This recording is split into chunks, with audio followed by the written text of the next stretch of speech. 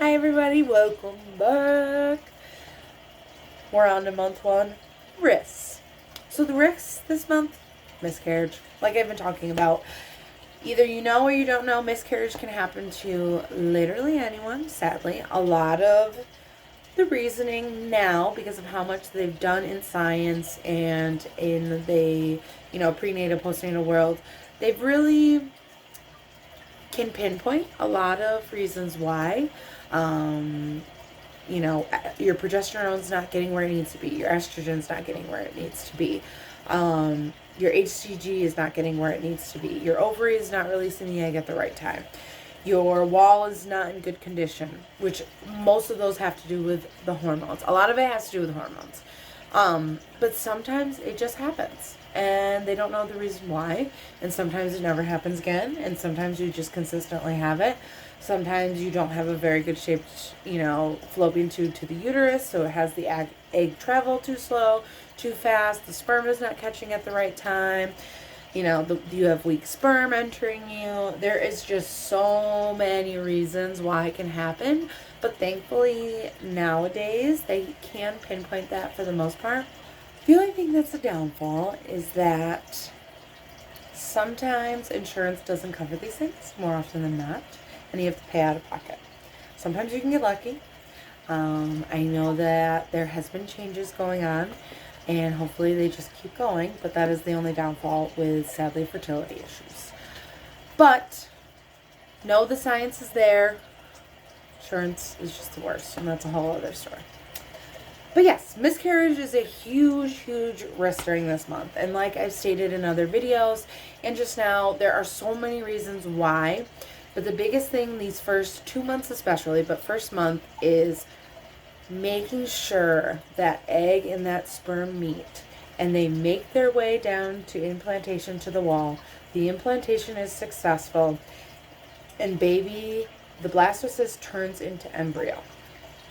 When all of those things work, then it's the perfect condition for a baby. But there's so much room for error from point A to point B, from mainly hormone problems.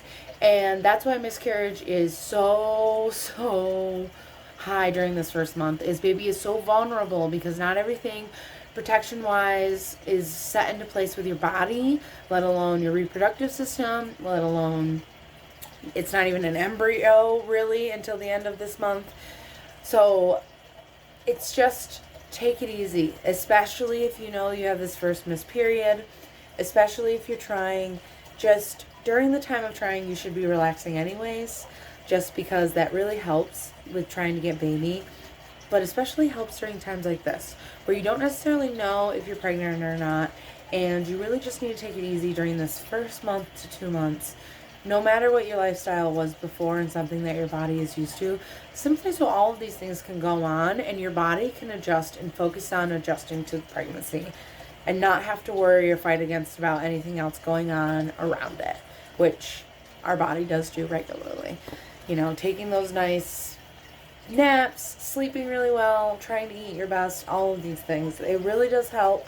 Taking it easy, it really does help. But again, sometimes it just happens. And sadly, we have no control of that. It doesn't mean anything is wrong with you personally. It's just the way that some people are born, and there's nothing we can do about it. And sometimes you have long-term effects from things that you had no idea was going to affect you.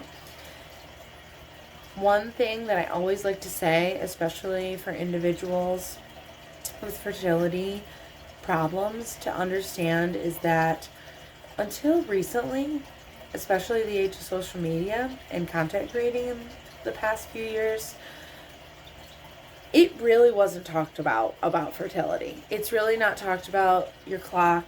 The 90s really made us believe that IVF is the answer to fix it all. And it can help some people, but it doesn't help a lot of other people. And it can take a lot out on you mentally, physically, financially, going the IVF route. And I commend every single person that does that, with all that you have to go through, on top of then getting pregnant. And pregnancy is not, it's beautiful, but it doesn't feel beautiful for most people. And especially those with IVF, you just worked so hard to get there, and then when you got there, a lot of times it tends to be a very difficult pregnancy, physically or emotionally, just because of, you know, the backlash of everything going on. Or IVF or fertility issues, either one. And it's just something, you know, give yourself grace during this time. Anyone that's pregnant should give themselves grace. But when you're going through these things, please give yourself grace.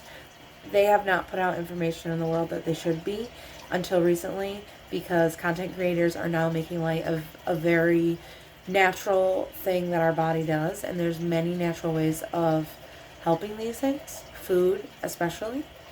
And I always recommend to those that do have miscarriages, fertility issues, stillbirths, you know, anything, man or woman, find a nutritionist. Please find a nutritionist. There is so much that you can be eating that assists with hormone development, you know, things that are going on with your reproductive system, your brain, all of these things. So if you're nailing all of this on your head, you're heightening all of this going on in your body because you're naturally filling yourself with this. And once that really kicks into your body, the way you're eating for yourself, it has been proven for years that it's made a difference. And in the last year is the first time in my life, and I have been obsessed with birth for the last almost 9 years, that it became very apparent that you can eat. And a lot of people that eat right and let their body adjust before trying and go at trying again a completely different way, they have the best of luck with it. Now, is it one baby? Yes. But when you're finding that hard for one baby is more than enough. And when you don't have money or you don't have insurance to be able to handle IVF, or you're tapped out of IVF, you're tapped out of all these different ways to try, why not give it a try, you know?